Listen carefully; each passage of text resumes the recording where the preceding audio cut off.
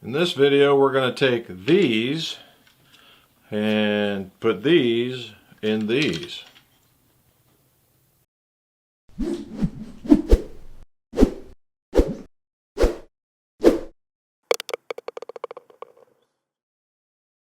Welcome back to the McGolf shop, and a customer here locally saw one of the videos and decided that it was a good idea to change shafts. Now, we have a set of srixon 545s, forged clubs, and if you look, we'll just look at the pitching wedge for right now. 545 is actually a very nice looking club. There we go. How about that? And it's got a slightly wider sole, and if you look, it's the V sole, so that when you get into the ground for the hard pan, this part catches, and then if you're getting a little deeper, then that helps catch. Not a bad design.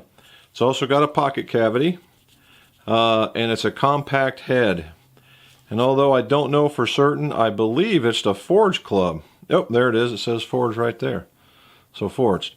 So yeah, it's Srixon has always made some very nice equipment. You don't hear a lot because they're really entrenched in putting their golf balls out in the field, and they don't make a bad golf ball. But he has dynamic gold S300s in them. And these things can be a tad hard to bring around unless you're fairly aggressive or you have a really late release for the better player, okay? If you soften them up, then yeah, they could fit a lot of folks, but for right now, a guy that has kind of a late release. And that's in order to get that penetrating good ball flight that everybody's talking about. So he was hitting a buddy's set that had a set of Nippons. Now, Nippon is a premium steel shaft, and they have quite a few models, but the most popular is in the 900 series. The 95s, the 980s, that kind of stuff. And that's basically telling you what that's around the gram, 95, 98 grams. And that's what he has in here. He got on eBay some 980 GH DSTs in stiff, made in Japan. And they're already cut to various lengths, but if you see, the tips aren't real good, so I'm going to have to fix the tips. So, what we're going to do is, as soon as they bounce it. So what we're going to do is, we're going to take the heads off of these guys, and we're going to spine and clean up the tips on the other shafts, and then we're going to glue them together. Now what will happen is we're going to leave these grips on because he's got another set in a different color that he prefers. And we are not going to use the ferrules. I'm not a big reuse the ferrule guy. But I will use some longer black ferrules, and it should come out fairly nice.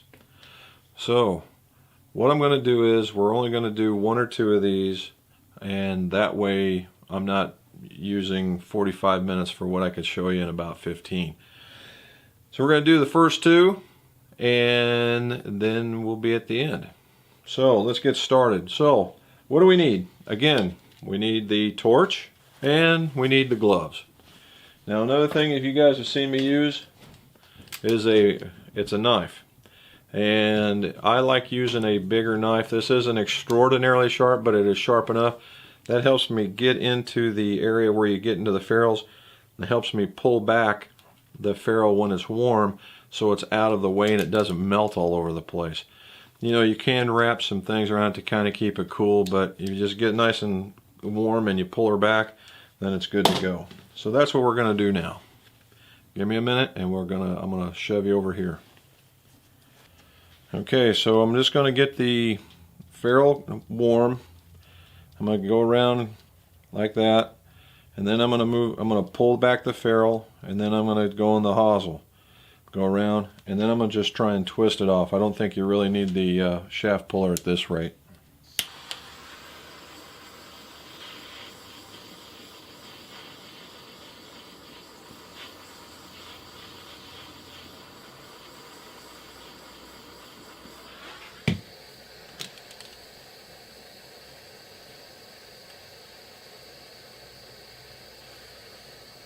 There we go.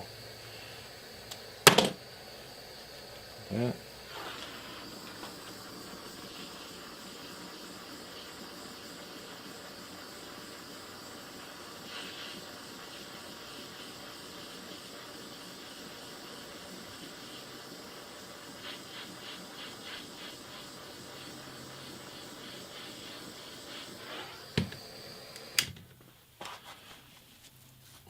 Just turn it right out,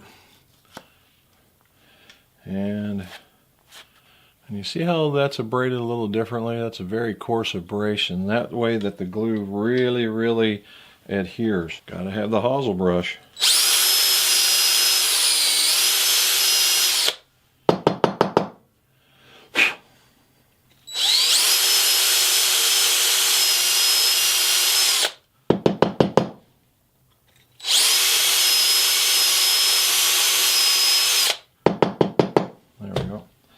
Now remember, in past ones I've always talked to you about ferrules that have shoulders.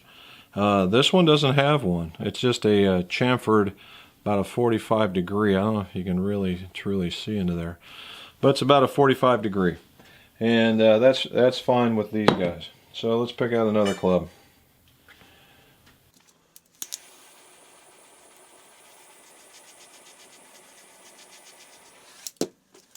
Just making sure you can see this.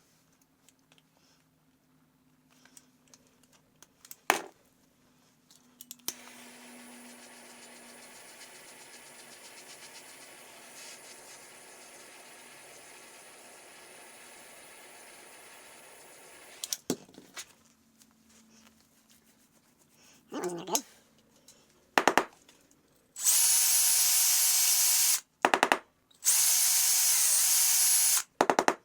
So why do I keep doing this? I keep doing this, and I knock it onto my bench, and I keep looking for the excess glue.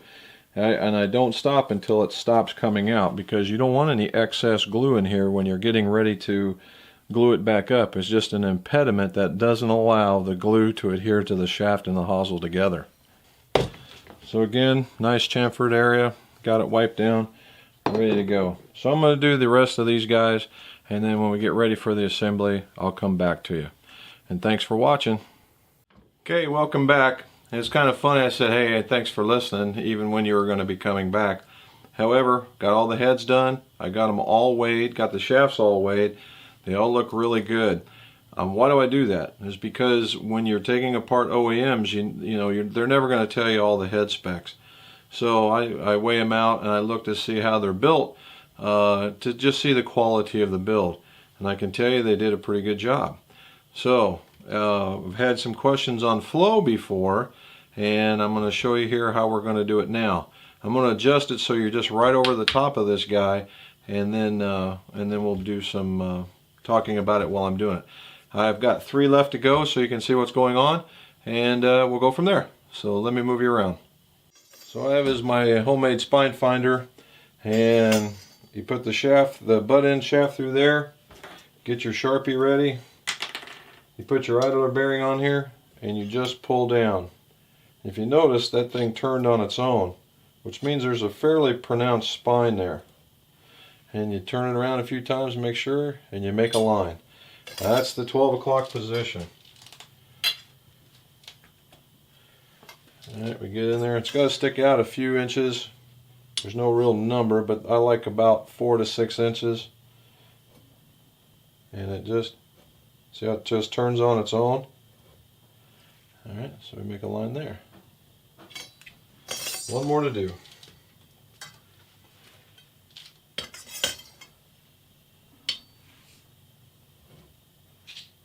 So it just comes around, there you go.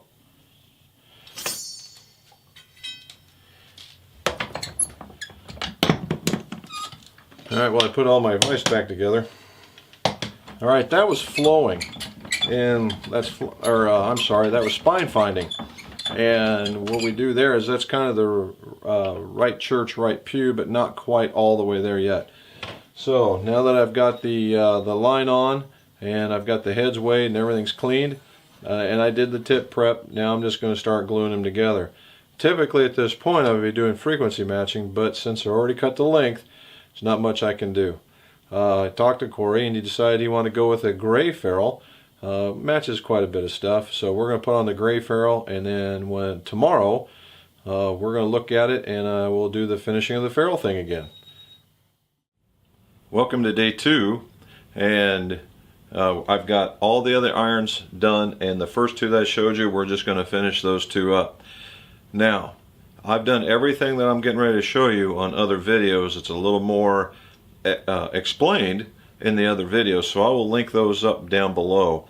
But what we're going to do here is we're going to finish the ferrule, and then which means we're going to put it on the felt belt, and then we're going to polish it up, and then we're going to put it on the Glanzwatch wheel, and that'll finish that. Then we're going to turn around and we're going to put the new Z5 lambkin grips on them, and we'll show you just a real quick technique about that, and then we'll clean them up and we'll talk about the srixon. So let's get started.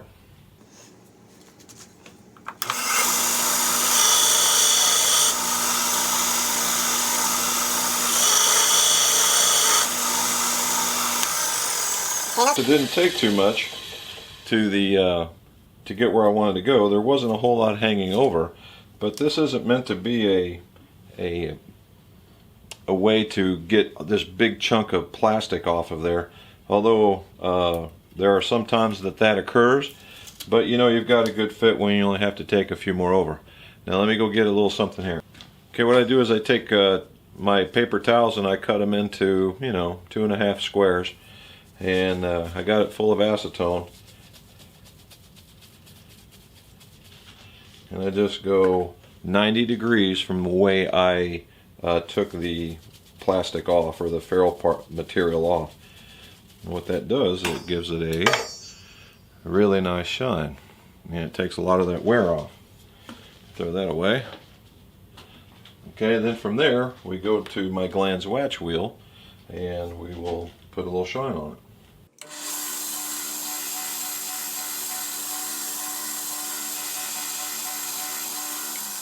Now the Glanzwatch is a really high polish number, like a 1200 grit or even higher than that.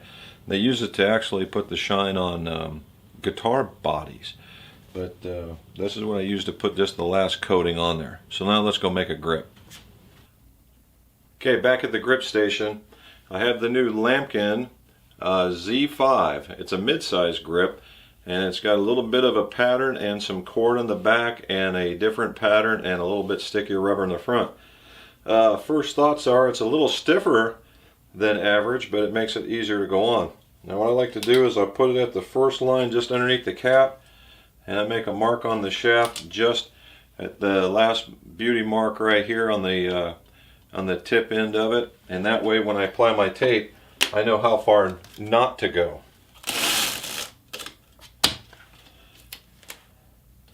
So I go up to that line,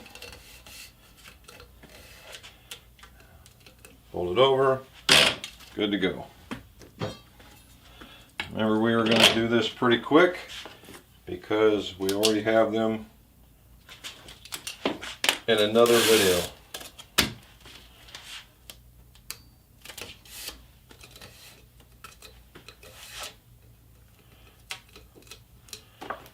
Okay, we get our first grip. You can never be too generous with the lubricant. Don't use gas. Some people use lantern fuel. You know, I'm always about right tool for the right job kind of thing, and I think that you'd be better off if you just got yourself some grip solution. Okay, a quick alignment check. I seat it, I check it, I set it for the next one.